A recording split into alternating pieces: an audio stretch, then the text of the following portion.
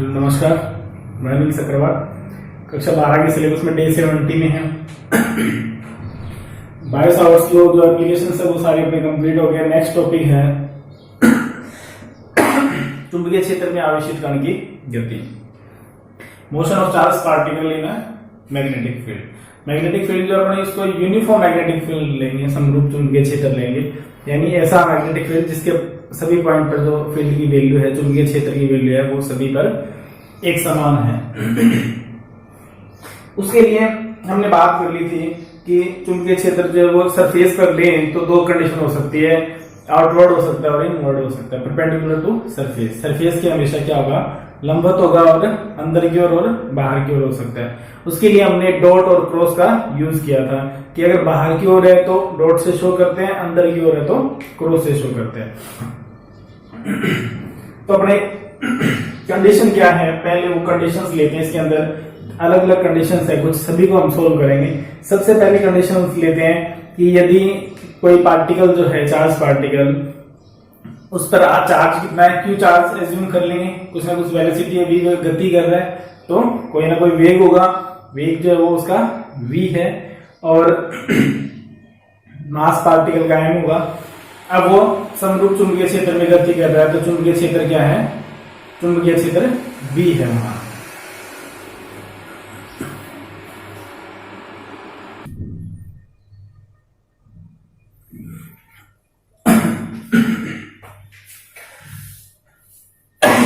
सबसे पहली कंडीशन लेते हैं इसमें, केस फर्स्ट,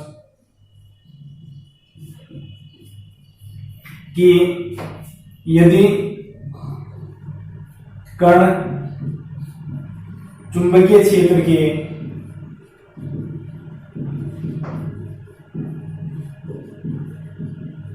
समांतर या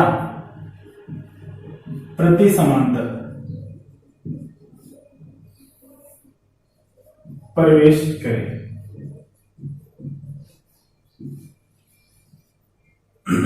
पहली कंडीशन ये लेते हैं हम इसके अंदर कि कण जो है वो चुंबकीय क्षेत्र के समांतर या प्रति समांतर प्रवेश करें। When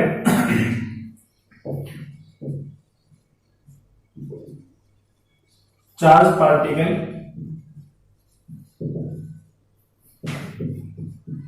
entered in magnetic field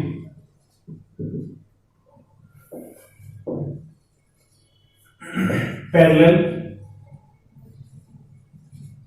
और एंटी पैरेलल, या तो समांतर तो या प्रति समांतर, पैरेलल और एंटी पैरेलल। इन दोनों का मीनिंग क्या है? पैरेलल का मतलब है theta is equal to, parallel का मतलब है theta is equal to 0 degree. Anti parallel का मतलब है तो पैरेलल लेकिन अपोजिट डायरेक्शन से है, तो एंटी पैरेलल का मतलब है theta is equal to 180 degree. Diagram बनाना चाहे तो बना सकते हैं इसके अंदर कि जैसे ये हमने कोई यूनिफॉर्म मैग्नेटिक फील्ड ले लिया B, क्या शो कर रहा है, ये perpendicular to surface and also inward, तो ये B है, इसकी डायरेक्शन अंदर की ओर है। दूसरी बात, कोई चार्ज पार्टिकल जो है वो, उसमें चार्ज कितना है, Q है, और v वेलोसिटी से वो यहाँ एंटर करता है, तो थीटा की जो वैल्यू है वो 0 डिग्री है। अब ये जो कंडीशन हम बढ़ा रहे हैं, ये तो क्या होगी, ये तो 90 डिग्री पर बन गए, क्योंकि अपन इसके अंदर इस तरह से शो नहीं कर सकते, इसलिए बेटर ये रहेगा नहीं बनाए। तो यहाँ जैसे Q चार्ज है और v वेलोसिटी है, मैग्नेटिक फील्ड भी ऐसी है और पार्टिकल भी ऐसे ही जा रहा है। इसका मतलब दोनों क्या हो गए, दोनों सेम डायरेक्शन में हो गए, थीटा क्या हो गया 0 डिग्री। एंटी पैरेलल का मतलब क्या है, मैग्नेटिक फील्ड तो अंदर की ओर है, पार्टिकल उस साइड से इधर आ रहा है, तो दोनों क्या हो गए, अपोजिट डायरेक्शन में। ये जो कंडीशन अभी हमने ली थी, ये क्या शो कर रहा है, मैग्नेटिक फील्ड अंदर की तरफ है, पार्टिकल इधर मूव कर रहा है, तो थीटा कितना हो गया 90 डिग्री। इसलिए इस तरह से हम इसको शो नहीं कर सकते, वो 90 डिग्री वाली परपेंडिकुलर जो कंडीशन है उसके अंदर उसको लेंगे। अब देखो, force at charge particle, force at charge particle F is equal to QVB sine theta. ये हमें पता है कि वैल्यू क्या होती है, Q V B sine theta equal होती है, यानी सारी वैल्यू थीटा पे डिपेंड करती है। थीटा 0 डिग्री है और 180 डिग्री है, दोनों ही कंडीशन में साइन 0 की वैल्यू भी क्या होती है 0 और साइन 180 की वैल्यू भी क्या होती है 0। तो यहां से f की वैल्यू क्या आ गई, 0 से मल्टीप्लाई करेंगे 0, तो इसका मतलब ऐसी कंडीशन में चार्ज पार्टिकल पर कोई फोर्स अप्लाई नहीं होगा, कोई फोर्स काम नहीं करेगा। इसका मतलब क्या हुआ, चार्ज पार्टिकल जैसे मूव कर रहा है, जैसे गति करता हुआ अंदर जा रहा है, तो वो उसी पाथ पर गति करता हुआ आगे की ओर बढ़ता रहेगा, किसी भी तरफ से डिस्ट्रैक्ट नहीं होगा। मतलब ये जो टॉपिक है वो बेसिकली ज्यादा इंपॉर्टेंट है, यानी for short question maximum time में इसमें से शॉर्ट क्वेश्चन आता है, इस बात को आप जरूर ध्यान रखेंगे। सबसे महत्वपूर्ण बात है, टॉपिक से ज्यादा महत्वपूर्ण तो यही बात है इसके अंदर कि इसमें से जो क्वेश्चन निकलते हैं बोर्ड एग्जाम में वो शॉर्ट टाइप क्वेश्चन निकलते हैं। टॉपिक काफी बड़ा है, अभी हमने तो ये 0 डिग्री पे तो बात आ गई, इसीलिए फोर्स लग ही नहीं रहा, इसलिए कुछ कोई कंडीशन ही नहीं है। जब 90 को सोल्व करेंगे तो परपेंडिकुलर मैक्सिमम फोर्स लगेगा, तो उस कंडीशन में सारी बातें सोल्व करेंगे, रेडियस, वेलोसिटी, इसका टाइम पीरियड, इसकी फ्रीक्वेंसी, एनर्जी, सब चीजें सोल्व करेंगे। यहां क्या आ रहा है, अब मैं ये बात कर रहा था कि ये किसके लिए शॉर्ट क्वेश्चन के लिए इंपॉर्टेंट है, तो इसका मतलब क्या हुआ, इसकी हर लाइन से क्वेश्चन निकलेंगे, हर लाइन से। तो आपको लाइन टू लाइन हर चीज समझ में आई होगी, तो हम इसके हर क्वेश्चन का आंसर दे सकते हैं। जैसे सबसे पहला क्वेश्चन इसके अंदर, जब चुंबकीय क्षेत्र में कोई आवेशित कण उसके समांतर प्रवेश करता है तो कितना बल कार्य करेगा, कितना बल कार्य करेगा, 0 करेगा। 1 नंबर में आएंगे बेसिक क्वेश्चन सारे। प्रूफ करके दिखाएं तो F is equal to QB sin theta, we know that when particle is parallel to magnetic field then theta will be 0 or 180 degree and theta is 0 degree, then sin 0 is equal to 0 and F will be 0। ये बात आ गई। दूसरी महत्वपूर्ण बात इसके अंदर जो सबसे ज्यादा पूछी जा चुकी है कि जब चुंबकीय क्षेत्र में कण उसके समांतर या कहते हैं प्रति समांतर, दोनों बातों में एक ही रिजल्ट है, प्रवेश करता है तो कण किस प्रकार का पथ तय करेगा, यानी उसका जो पथ है, उसका जो रास्ता है जिस पर मूव कर रहा है वो कैसा होगा। तो इसमें हम रिजल्ट निकाल चुके हैं कि जब ये इसके पैरेलल एंटर करेगा तो इसको कोई फोर्स लगेगा नहीं, और जब फोर्स लगेगा नहीं तो जिस स्पीड से जा रहा है उसी स्पीड से वो मूव करता होगा और इस मैग्नेटिक फील्ड से बाहर निकल जाएगा और आगे चलता रहेगा। इसका मतलब किस पाथ पे जा रहा है, ये लीनियर पाथ पे जा रहा है, ये बात ध्यान रखोगे। सबसे महत्वपूर्ण बात है इसकी कि जब या लिख देता मैं इसी स्थिति में कण का पथ क्या होगा, रेखीय होगा, लीनियर पाथ होगा।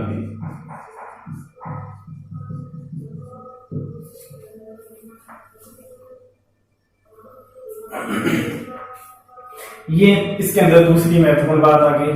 सारी महत्वपूर्ण ही है, बिना महत्वपूर्ण तो सही नहीं इसके अंदर, और सारे शॉर्ट क्वेश्चन के लिए इंपॉर्टेंट है।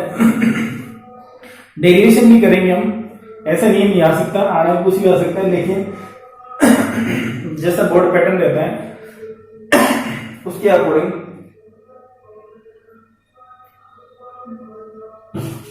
मैक्सिमम टाइम इसमें से शॉर्ट क्वेश्चन ही निकलते हैं, क्योंकि लॉन्ग क्वेश्चन के लिए ये चैप्टर बहुत बड़ा है, तो इसके अंदर बहुत से पार्ट है। जैसे हमने बायो सावर्ट्स लॉ पढ़ लिए, 3 एप्लीकेशन आगे हम एम्पियर्स लॉ पढ़ेंगे, तो उसके आगे उसमें भी 2-3 एप्लीकेशन है। उसके अलावा 2-3 टॉपिक और भी है, बल आघूर्ण ज्ञात करेंगे, 1-2 टॉपिक और भी आएंगे इसके अंदर। साइक्लोट्रॉन इंपॉर्टेंट टॉपिक है, तो कई चीजें हैं इसके अंदर लॉन्ग क्वेश्चन के लिए, इसलिए इस पार्ट में से जो है वो लॉन्ग क्वेश्चन न पूछकर जो है शॉर्ट क्वेश्चन भी पूछा जाता है। इसलिए लाइन टू लाइन आपको पता होना चाहिए, कोई ज्यादा टिपिकल मैटर नहीं है इसके अंदर। पहली बात हमने सोल्व कर लिया, आप दोबारा देख सकते हैं। कण का चुंबकीय क्षेत्र में अगर समांतर और प्रति समांतर प्रवेश करता है, सारी बात यहीं से स्टार्ट करेंगे। ये इसकी बेसिक इक्वेशन है कि force at charge particle in magnetic field when it is moving with velocity v, then force will be q will be sin theta। अब थीटा हमें क्वेश्चन में दे दिया जाएगा, बाकी बातें हमें उसके अकॉर्डिंग लेकर चलनी पड़ेगी। पहली बात हमें दे दी कि थीटा 0 डिग्री या 180 डिग्री है, दोनों हमने एक साथ इसलिए लिखे हैं क्योंकि दोनों का रिजल्ट सेम है, दो वाले की जरूरत नहीं है। पैरेलल कहते हैं और एंटी पैरेलल कहते हैं, दोनों के लिए क्या होगा, थीटा 0 और 180 पे F0 हो जाएगा, तो इस पर कोई बल कार्य नहीं करेगा। ये वर्ड बहुत महत्वपूर्ण है, ये केवल ये एक वर्ड पूछ लिया जाता है 1 नंबर में कि जब समांतर या प्रति समांतर कोई चुंबकीय क्षेत्र में कण प्रवेश करता है Q से आवेशित कण, तो उसका पथ कैसा होगा, तो उसका पथ क्या होगा, रेखीय होगा, लीनियर होगा। ये तो एक बात होगी इसकी। अब इसका सेकंड पार्ट, दूसरी बात देते हैं कि सेकंड इसका कि अगर कण चुंबकीय क्षेत्र में लंबवत प्रवेश करे तो इसको समांतर की जगह क्या करते हैं,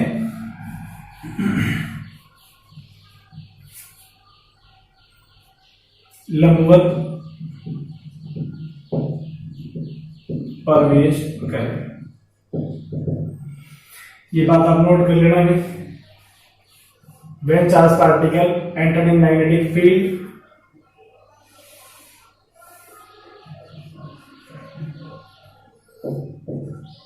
perpendicularly,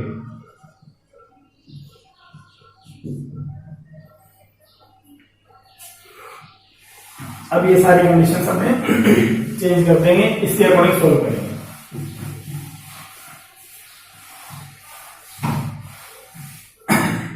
सबसे पहली बात तो यहाँ क्या है, theta is equal to 90 degree. इसमें हम बहुत सी चीजें सोल्व करेंगे, इसको जरूर आप ध्यान से समझ लें। इसको समझ लेंगे तो आगे की 3 टॉपिक और क्लियर हो जाएंगे भी आपके 3 टॉपिक।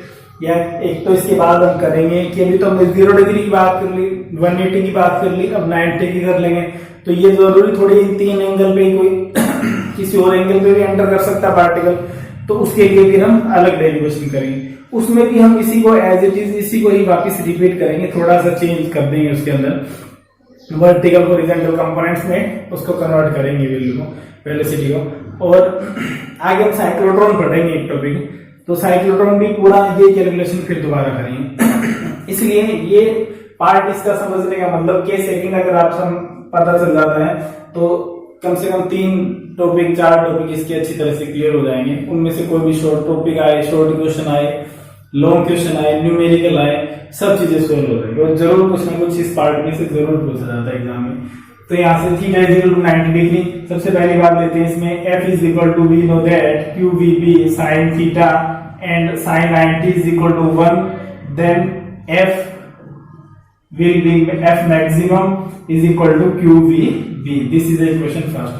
इसका मतलब पहली बात तो क्या होगा, अगर आपको ये कह दें कि कोई कण चुंबकीय क्षेत्र में प्रवेश करता है, उस पर अधिकतम बल की स्थिति को व्यक्त कीजिए। बताइए अधिकतम बल कब लगेगा, तो अधिकतम बल कब लगेगा, क्योंकि साइन पे डिपेंड कर रहे हैं। साइन और कोस की मैक्सिमम वैल्यू 1 होती है, तो साइन में देख लो 1 कब आता है, 90 पे। इसका मतलब अधिकतम बल तब लगेगा जब कण जो है वो चुंबकीय क्षेत्र में लंबवत प्रवेश करेगा, 90 डिग्री पर प्रवेश करेगा, तभी अधिकतम बल लगेगा।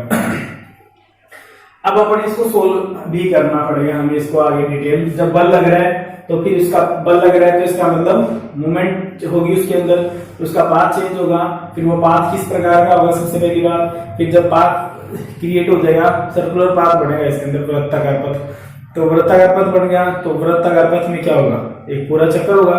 पूरा चक्कर होगा तो उसका आवर्तकाल होगा, आवर्तकाल होगा तो आवर्ती होगी, वेग होगा, वेग होगी तो गतिज ऊर्जा होगी। हम इन सभी बातों को इसके अंदर सोल्व कर लेंगे। बिल्कुल सिंपल मेथड है, कुछ भी नहीं है। वैसे ही एज्यूम कर लेते हैं इसके अंदर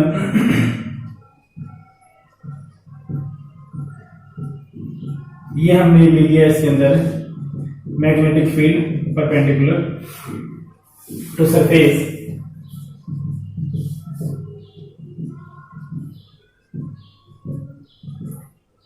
ठीक है, बी जो है वो क्या है, यहां बी ले लिया हमने। बी क्या है, perpendicular to surface and inward, और किधर है, अंदर की ओर है। अब देखो, जब कोई परपेंडिकुलर इसके 90 डिग्री पर इधर से प्रवेश करता है, पार्टिकल मान लो यहां है, v वेलोसिटी से मूव कर रहा है, तो इसमें Fleming's left hand rule use करेंगे, ये बात ध्यान रखना। इसमें क्या होता है, रूल पहले बता देता हूं आपको। तीनों फिंगर्स ले रखे हमने, तीनों परपेंडिकुलर हो, ठीक है, ये मध्यमा, तर्जनी और अंगूठा तीनों। तो इनमें ये जो तर्जनी है ये हमेशा किसको शो करेगी, चुंबकीय क्षेत्र को। मध्यमा जो है वो वेग को शो करेगी, वेग किस दिशा में गति है, कण की गति की दिशा को व्यक्त करेगी। तो अंगूठा जिस दिशा में जाएगा वो उस पर लगने वाले बल की दिशा को व्यक्त करेगा। किस पर, जो चार्ज पार्टिकल है, आवेशित कण है, क्यू आवेश से आवेशित कण है, उस पर बल की साइड में लगेगा, उसको व्यक्त करेगा। तो जिस साइड में बल लगेगा इसका मतलब वो साइड में उसकी गति जो है वो हो जाएगी। अब देखें, ये तो हमने कर लिया किधर, मैग्नेटिक फील्ड किधर, अंदर की ओर। तो ये हमने फिंगर कर लिया अंदर की ओर, ये फिंगर आ गई इस दिशा में लंबवत गति कर रहा है पार्टिकल, तो इस दिशा में गति कर रहा है, तो ये आ गई वेग की दिशा को व्यक्त कर रहा है। अंगूठा किधर जा रहा है, ऊपर की ओर, तो ये पार्टिकल पर किधर बल लगेगा, ऊपर की ओर बल लगेगा, तो ये सीधा ना जाकर इधर ऊपर की ओर मुड़ जाएगा। इस तरह से ये क्या होगा, मुड़ जाएगा इसे। जैसे मुड़ के मान लो यहां आ गया, तो इस पर इसकी वेलोसिटी किधर होगी, इधर होगी, वेग की दिशा। तो ये तो देख किधर हो गया, चुंबकीय क्षेत्र की दिशा। अब इस फिंगर को आप उधर कर लो जिधर वेग है, जिधर गति है कण की गति किधर हो गई, इधर हो गई। तो अंगूठा किधर मुड़ गया, इधर मुड़ गया। इसका मतलब ये पार्टिकल किधर मूव करेगा, इस साइड में मूव करेगा, तो ये इस तरह से मूव। अब जैसे मान लो यहां पहुंच गया पार्टिकल, हर जगह इसकी डायरेक्शन चेंज हो रही है। तो यहां पर देखें तो मैग्नेटिक फील्ड अंदर की ओर है, ठीक है। अब इस फिंगर को घुमा के किधर ले आए, वेग की दिशा में, और ये हो गया वेग की दिशा। अंगूठा किधर आ गया, नीचे की तरफ। इसका मतलब फोर्स किधर लगेगा, नीचे की तरफ। तो ये किधर मुड़ जाएगा, इस तरह से इसका जो पाथ है वो कैसा बनेगा, वृत्ताकार पाथ बनेगा। और हर पॉइंट पर इसकी जो डायरेक्शन होगी वो इसके क्या ले सकते हैं, टेंजेंट ले सकते हैं, इसकी जो स्पर्शरेखा है वो ले सकते हैं। ये किसको शो कर रही है, वेग को शो कर रही है, और ये किसको शो कर रहा है, मैग्नेटिक फील्ड को शो कर रहा है। तो अब इधर इसके अकॉर्डिंग जब ये आगे इधर था तो बल इधर लग रहा था, ये बल की डायरेक्शन, और जब ये यहां आ गया तो बल किधर लगने लग गया, इधर लगने लग गया है। जब ये इधर आ गया तो बल इधर लगने लग गया। तो ये तो इस तरह से हम बल की डायरेक्शन निकाल सकते हैं। अब एक रिजल्ट ये आ गया इसका, सबसे महत्वपूर्ण बात जो उसमें की थी। अब इसमें क्वेश्चन क्या पूछा जाएगा कि जब कोई आवेशित कण चुंबकीय क्षेत्र में लंबवत प्रवेश करता है तो उसका पथ किस प्रकार का होगा। तो उसका पथ किस प्रकार का होगा, वृत्ताकार होगा। कैसे होगा वो हमने देख लिया है। अब वृत्ताकार होगा तो वृत्त की त्रिज्या भी होगी, वृत्त का त्रिज्या होगी। इस पाथ पे जब गति कर रहा है तो इसका कुछ ना कुछ वेग भी होगा, वेग होगा तो गतिज ऊर्जा भी होगी। वृत्ताकार पाथ है तो एक चक्कर में लगने वाला समय इसका आवर्तकाल कहलाएगा, आवर्तकाल भी होगा। सब चीजें हम इसको सॉल्व करेंगे। अब देखो कोई भी कण अगर वृत्ताकार पथ पर गति करते हैं, इलेवेंथ में बहुत बार आ जाती है ये बातें कि वृत्ताकार पथ पर अगर कोई भी कण गति करता है तो उसे अभिकेंद्रीय बल की आवश्यकता होती है, सेंट्रीपिटल फोर्स उस पर कार्य करता है। वो तो सेंट्रीपिटल फोर्स अभिकेंद्रीय बल वो कहां से आता है, वहां कोई ना कोई और बल उपस्थित होता है, वही उसको सेंट्रीपिटल फोर्स देता है। ये हर स्थिति में अलग अलग होता है। अब हर स्थिति में कैसे, जैसे थोड़ा सा मैं बता देता हूँ, डिस्क्राइब कर देता हूँ इसको। जैसे गुरुत्वाकर्षण बल है, तो गुरुत्वाकर्षण बल नॉर्मली क्या होता है, F इक्वल टू दो पार्टिकल के बीच में लगता है, F equal to G m1 m2 upon r square. अब कोई भी उपग्रह है, उपग्रह के चारों चक्कर लगाता है तो वहां उसको अभिकेंद्रीय बल जो मिलता है, वहां भी वृत्ताकार पथ पर होता है, वहां जो बल मिलता है अभिकेंद्रीय बल वो कहां से मिलता है, गुरुत्वाकर्षण बल से मिलता है। अभिकेंद्रीय बल की वैल्यू हमेशा क्या होती है, mv² upon r, mv² upon r होती है। तो वो mv² अपॉन r हमेशा जो दूसरा फोर्स अप्लाई हो रहा है उसके इक्वल होगा, तभी वृत्ताकार पथ होगा, वरना वहां वृत्ताकार पथ नहीं होगा। जैसे नाभिक के चारों इलेक्ट्रॉन हम लेते हैं, ये मॉडर्न फिजिक्स में बात करेंगे कि वो सर्कुलर पाथ में मूव करते हैं, वृत्ताकार पथ पर चक्कर लगाते हैं, तो वहां पर अभिकेंद्रीय बल लगेगा mv² अपॉन r। वो कहां से मिलेगा, और वहां किस किस के बीच में फोर्स लग रहा है, नाभिक और इलेक्ट्रॉन के बीच में कौन सा इलेक्ट्रोस्टैटिक फोर्स लग रहा है, कूलॉम फोर्स। और कूलॉम फोर्स हम पढ़ चुके हैं पहले, K Q1 Q2 upon r²। तो Q1 क्या हो जाएगा, वहां जो नाभिक में जो प्रोटॉन है वो हो जाएंगे, Q2 क्या हो जाएगा, जो कक्षा में इलेक्ट्रॉन चक्कर लगा रहा है वो हो जाएगा, यानी E और -E हो जाएगा। उसके लिए हम हाइड्रोजन एटम के लिए 11th में केमिस्ट्री में भी आती है ये बातें, 12th में फिजिक्स में भी है ये बातें। हाइड्रोजन एटम को हम फिर सोल्व करेंगे। टॉपिक एक चैप्टर आएगा हमारा एटम, उसके अंदर बात करेंगे इसकी। तो सभी में देखो क्या बात कॉमन है, सभी में एक बात कॉमन ये है, आप ऐसे ध्यान रख सकते हैं इसे, कि कोई भी पार्टिकल अगर सर्कुलर पाथ पे मूव कर रहा है तो वहां उस पे सेंट्रीपिटल फोर्स लगेगा ही लगेगा, अभिकेंद्रीय बल लगेगा। वहां अभिकेंद्रीय बल का खुद का कोई अस्तित्व नहीं है कभी भी, वो किसी और बल से मिलता है हमेशा, और वहां कोई ना कोई दूसरा बल होगा, वही अभिकेंद्रीय बल के बराबर होगा। जैसे अब यहां पर बात करें तो इस पर अभिकेंद्रीय बल क्या होगा, इसकी त्रिज्या ले, इसकी त्रिज्या r है, तो इसके लिए अभिकेंद्रीय बल क्या होगा इस पार्टिकल के लिए, mv²/r। v इसकी वेलोसिटी है, r इसकी रेडियस है, m इसका मास है, मास ऑफ पार्टिकल।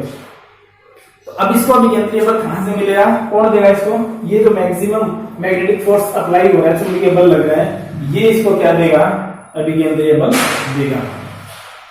आगे बढ़ेंगे तो यहां सबसे पहली बात तो अभिकेंद्रीय बल इस बल के बराबर होगा, उसके अकॉर्डिंग इक्वेशंस आएंगी, उनको हम सोल्व करेंगे।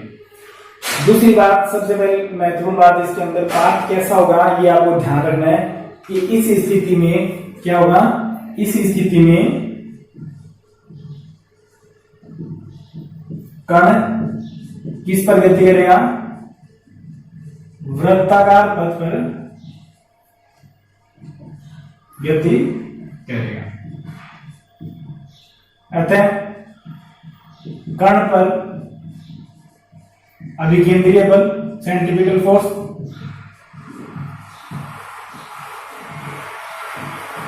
F is equal to mv²/r।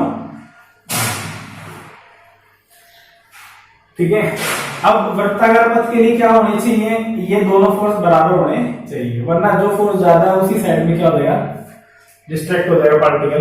तो वृत्ताकार पथ के लिए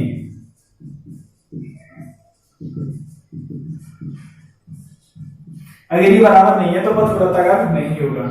क्या होगा, F मैक्सिमम जो है वो किसके बराबर होगा, F के बराबर होगा। दोनों वैल्यू पुट कर दें, यहाँ क्या हो जाएगा, mv²/r is equal to qv। v से v कैंसिल हो गया, r इधर आ जाएगा, qv इधर आ जाएगा, तो r इज इक्वल टू आ गया mv/qv। इनके जो रिजल्ट है वो ज्यादा महत्वपूर्ण है, जैसे भी हमने बात की थी, तो वो उनका जरूर आपको ध्यान रखना है। r जो है वो क्या आ रहा है, किसके डायरेक्टली प्रोपोर्शनल है, v के डायरेक्टली प्रोपोर्शनल है। एक बात तो ये रिजल्ट है। अब कहेंगे कि बाकी वैल्यूज क्यों नहीं है, बाकी वैल्यूज इसलिए नहीं है क्योंकि मास ऑफ पार्टिकल है वो तो जितना है उतना रहेगा, चार्ज जितना चार्ज उस पर दे दिया वही रहेगा। बी जो है मैग्नेटिक फील्ड जितना अप्लाई कर दिया हमने उसमें कोई चेंज नहीं होगा। वेलोसिटी उसकी चेंज हो सकती है, स्पीड उसकी चेंज हो सकती है, स्पीड चेंज होगी तो उसकी रेडियस भी चेंज होगी। इसका मतलब ये जो सर्कल है वो बड़ा बनेगा या छोटा बनेगा, ये किस बात पर डिपेंड करेगा, किस बात पर डिपेंड करेगा, वेलोसिटी पे डिपेंड करेगा। इस बात पर डिपेंड नहीं करेगा कि पार्टिकल हैवी है, लाइट है, या मैग्नेटिक फील्ड कितना है, केवल एक ही बात पे डिपेंड करेगा। इसका मतलब कि आवेशित कण के पथ की त्रिज्या हमेशा किसके समानुपाती रहेगी, उसके कण के वेग के समानुपाती रहेगी। एक रिजल्ट तो आ गया अपने पास ये। अब बात करते हैं इसके आवर्तकाल की, कण का आवर्तकाल। अब ये सारी बातें हम 2 बार और सोल्व करेंगे, अगर आप इसको ध्यान से देख लेंगे तो दिक्कत नहीं आएगी। टाइम पीरियड,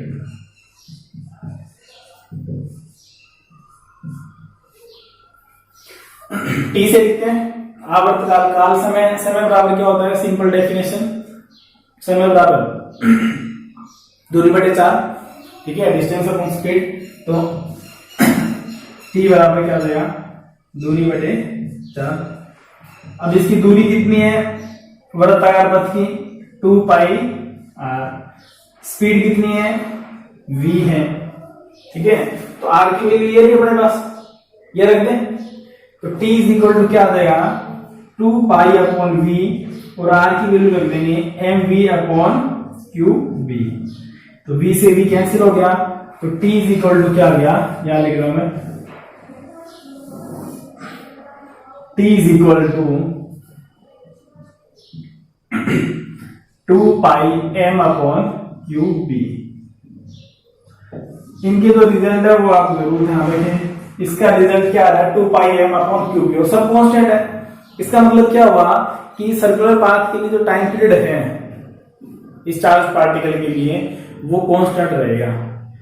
इसका मतलब वो किसी पर भी निर्भर न वेग पे निर्भर करेगा न किसी भी बात पे निर्भर नहीं करेगा, इसकी वैल्यू कांस्टेंट रहेगी।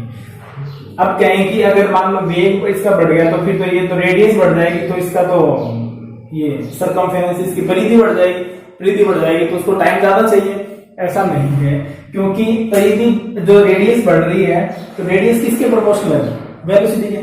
कब बढ़ रही है, जब वेलोसिटी बढ़ रही है। इसका मतलब उसकी स्पीड बढ़ जाएगी। अगर बड़ा पार्ट बढ़ेगा, बड़ा वृत्त बढ़ेगा तो उसकी स्पीड भी उतनी बढ़ जाएगी। यानी चक्कर जो एक चक्कर पूरा होने में समय लगेगा वो पहले जितना लग रहा था बाद में भी उतना ही लगेगा, उसमें कोई अंतर नहीं आएगा। तो ये बात जरूर आप ध्यान रखिए कि आवर्तकाल जो है वो इसके लिए क्या रहेगा, कांस्टेंट रहेगा। अब आवर्तकाल आएगा तो आवर्ती याद कर सकते हैं, आवर्ती एन से लिखते हैं। आवर्ती क्या होती है, आवर्तकाल की व्युत्क्रम। तो n इक्वल टू क्या आ जाएगा, उल्टा कर दो इसको, qb/2πm,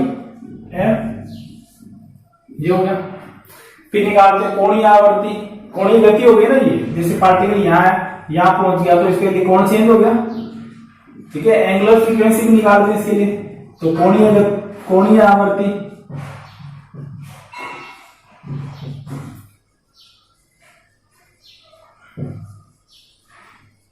एंगुलर फ्रीक्वेंसी ओमेगा से लिखते हैं।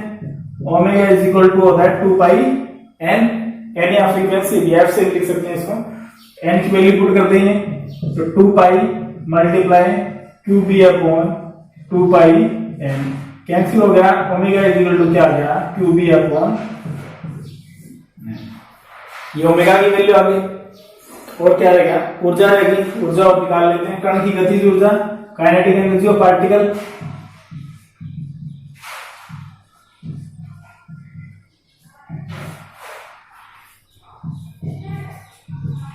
काइनेटिक एनर्जी ऑफ पार्टिकल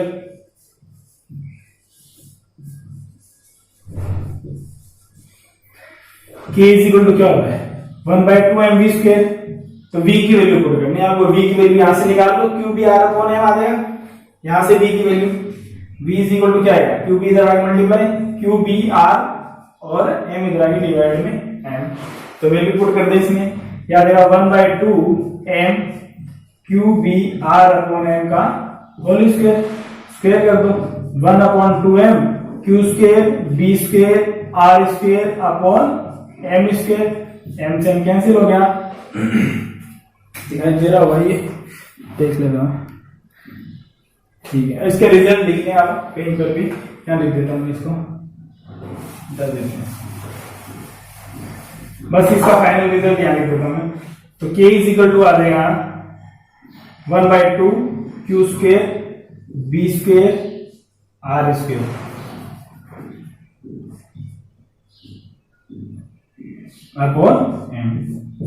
अब कहेंगे अधिकतम गतिज ऊर्जा किस पर निर्भर करे, Q constant, B constant, M constant, 2 constant.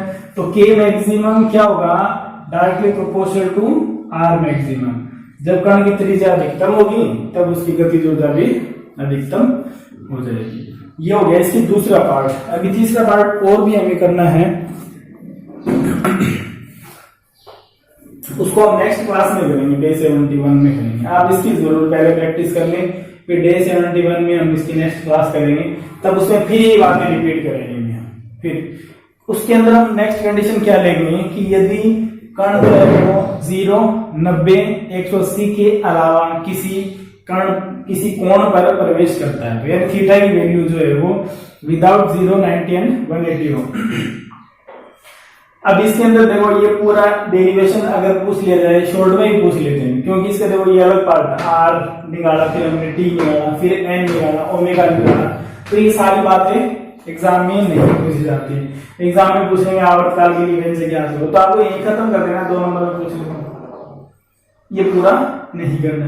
अगर आपको कहते हैं कि इसके आवर्तकाल और कोणीय आवर्ती याद करो, तो आवर्तकाल और कोणीय आवर्ती यहां तक सोल्व करोगे, इतना तो हमें करना ही है, समीकरण तक। उसके बाद जितनी बातें पूछी गई है उतनी हमें इसके अंदर सोल्व करनी है।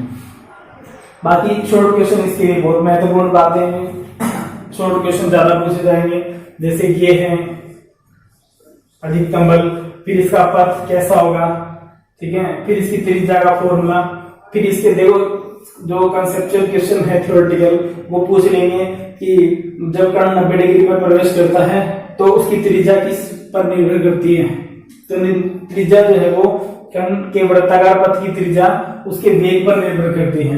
आवर्तकाल का सूत्र लिखिए, आवर्ती का सूत्र लिखिए, कोणीय आवर्ती किस पे निर्भर करती है, गतिज ऊर्जा का फॉर्मूला लिखिए, या अब आपको इसमें न्यूमेरिकल बना के भी दे दिया जाए कि इतना चार्ज है किसी पर 2 × 10⁻⁵ कूलम चार्ज से आवेशित कण जिसका द्रव्यमान या कहते हैं कि इलेक्ट्रॉन दे दें, इलेक्ट्रॉन, तो इलेक्ट्रॉन का चार्ज भी नहीं दिया जाएगा, मास भी नहीं दिया जाएगा, क्योंकि हमें पता है इलेक्ट्रॉन का चार्ज 1.6 × 10⁻⁹ कूलम और हमें उसका मास नहीं पता, मास 9.1 × 10⁻31 किलोग्राम। तो वो दोनों बातें देने की जरूरत नहीं पड़ेगी, वहां केवल ये दे देंगे कि वो 10 मीटर प्रति सेकंड के वेग से गति करता है, तो फिर उसके लिए त्रिज्या, उसके लिए आवर्तकाल और ये सब चीजें 2-3 बातें पूछ ली जाए या कोई एक बात पूछ ली जाए, तो फिर आपको इनके रिजल्ट ध्यान में होने चाहिए। इसलिए मैंने कहा था भी इस लाइन टू लाइन अलग अलग बातें अलग अलग पता होनी चाहिए। प्रूफ करने बैठेंगे तब तो हम यहाँ से शुरू होंगे, जैसे मैंने किया आप लोग भी सारे कर देंगे आराम से। लेकिन अगर ये पूछ लेंगे इसके आवर्ती का फॉर्मूला बताओ, तो आवर्ती का फॉर्मूला 1 नंबर में लिखने के लिए हम उसका पूरा प्रूफ करने नहीं बैठेंगे। इसलिए ये सारे बातें आपको अलग अलग याद होनी चाहिए, ये सब बातें अलग अलग आपको पता होनी चाहिए, बेसिक मीनिंग पता होना चाहिए, इनका रिजल्ट, कंसेप्ट वगैरह सब क्लियर होना चाहिए। तो आप इसकी प्रैक्टिस जरूर करें, फिर नेक्स्ट टॉपिक जो है वो नेक्स्ट क्लास में करेंगे, तब तक आप इसको रिवाइज करें। Thank you.